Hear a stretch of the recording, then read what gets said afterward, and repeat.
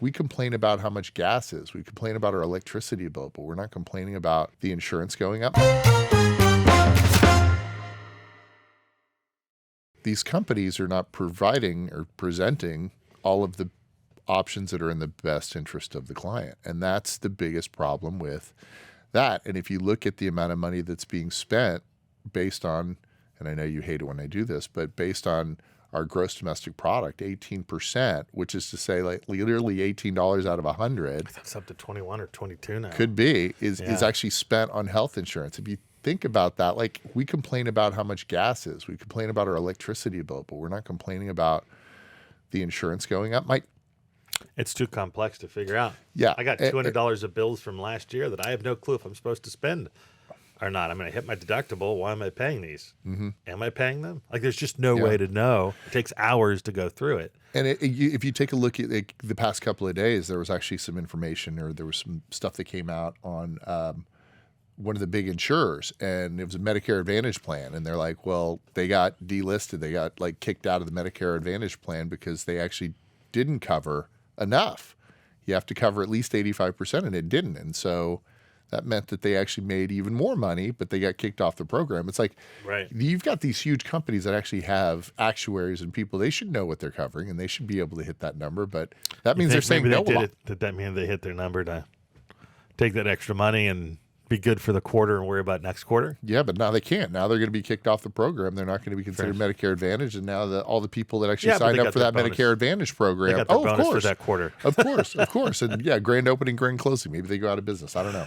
My point is that, like, these numbers they're working against us. Right. And we're not even looking.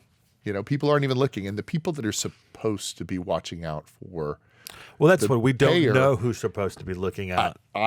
And so your theory is about the fiduciary stuff. So let's get into that. So we've got this problem of pricing, this problem of brokers who don't have the all-knowing knowledge to solve the problems of their people, but they're not even trying, but they're taking big chunks of money for it, which is the per employee per model, or the amount of money that comes through is shocking for how little you actually end up doing. But it's industry standard. Per employee per month, or per member per month. That's if you're lucky enough to have a. It's basically a Spotify. Yeah, it's like a Spotify subscription for every person that's out there every month, whether or not they use it. But then you're collecting a commission on top of it. Mm-hmm. So the problem is that model. Obviously, with the more money that you have, the more grotesque that begins to look. And we all have problems with pricing models if you changed out. But the fiduciary takes it in a different description, different place, because what it says is that somehow somebody somewhere is responsible. And you've talked about not just legislation, but there's both lawsuits and class actions that have been filed. Let's just go right to the hammer. What is proof that somebody out there is getting in trouble for not doing a good job with their choices in PBMs? So Osceola, Florida has a lawsuit out there, and it's going after the brokers and the advisors. We could probably put a link to that in the show notes.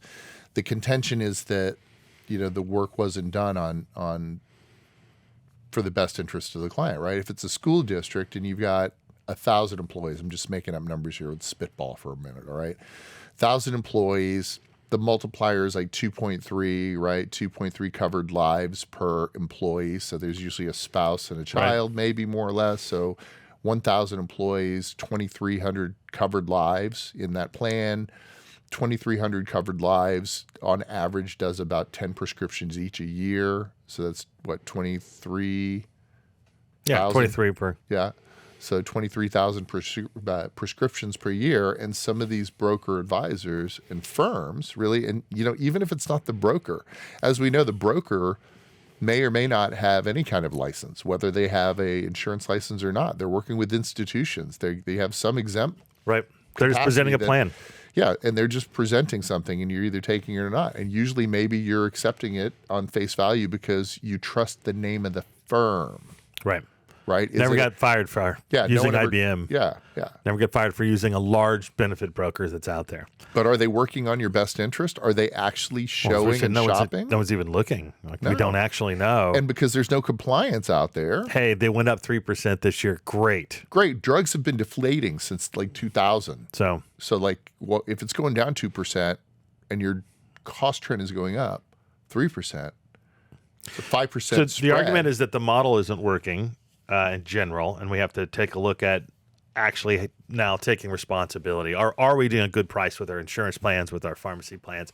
You're now suggesting that pharmacy falls under ERISA because it pretty clearly falls under the definition of a welfare plan. It literally says it's an ERISA plan. Pharmacies, but we don't have fiduciaries health insurance, in on place. the other hand, not so much, right? Right. Health insurance is different, but it might or might not be. But in this case, for sure, we know pharmacy is. So I want to get at two things on fiduciary. The first is I want you to define all of them just to make sure that we're clear on them. And then I want to start arguing whether or not PBM is a fiduciary and basically what role is opened up or what is not being appeared and are people out of compliance. So first, let's just address what are the different kinds. The fiduciary basically is responsible for taking care of someone else's money. But legally, what are the different kinds that you're talking about? And that's basically, let's say if you're a person and you are now the executor on your parents' estate, right, you're a fiduciary. You're responsible to the beneficiaries, whoever they may be. You may be the only beneficiary, in which case, no harm, no foul. If you screw up, you just wasted your own money. Heaven forbid you have siblings, right? And you've got like 3 other siblings and you screw up and like you overpay for an attorney or you didn't pay for an attorney or, somehow something happened and the house got sold out from under you, someone stole something. You're on the hook if you did anything wrong, and there may or may not be a bond to protect you. And that's just a basic fiduciary. Now take that to an employer level. Somebody somewhere signed on the dotted line for that health insurance policy, for that Does that investment matter? When we company. think about the Sarbanes-Oxley and all these CEOs are supposed to sign stuff or go to jail, none of them ever went to jail. Well, who's looked at these yet? See, that's the question, right? So when someone says they're signing that fiduciary, is it a matter of So there are different types, right? just government stuff, or is it? So you have Because there are people in jail for financial crimes, very minor ones. and this one's one that probably will send some people away as well. I bet you people have gone away for They fiduciary. will in the future. Yeah, I think they absolutely will. But here's the thing. So the fiduciary, getting back to it, there's a named fiduciary and a functional fiduciary, right? A named fiduciary is a person actually, like if in the employee handbook it says that the CFO is the fiduciary on the pension trust or on the pharmacy benefit plan. Maybe it's the specific person that's assigned to benefits. Maybe it's somebody, the chief human resources officer, the CHRO. Somebody is actually the named fiduciary. Now, what if that person left? What if that person left the company, right? We have turnover. Right.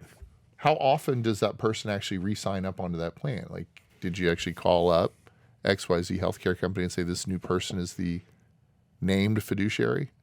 I doubt it. Right. Right there, How would you're you out of even know? compliance. Right there, you're out of In compliance. fact, I was just looking up fiduciary crime. It's not a crime in Texas, although you can be charged with financial crimes. It is in California. It's a criminal fine that if you fail to act in the client's best interests, it's a breach of fiduciary duty, and it's 6 months and 6 months in jail. It's a misdemeanor, 6 months in jail. But so it falls on the breach of fiduciary duty. The proving it falls on the plaintiff that something actually occurred here. So it's just simply a matter of comparison. I'm sure that it's a matter of how much, like how egregious. It'd be interesting to see how many people have actually done that.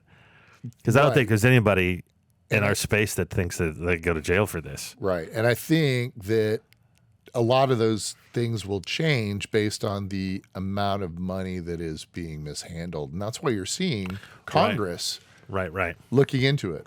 Hey, thanks for watching The Merge. We've got a ton more stuff for you to watch on YouTube, on Instagram, on TikTok, everywhere. Check us out.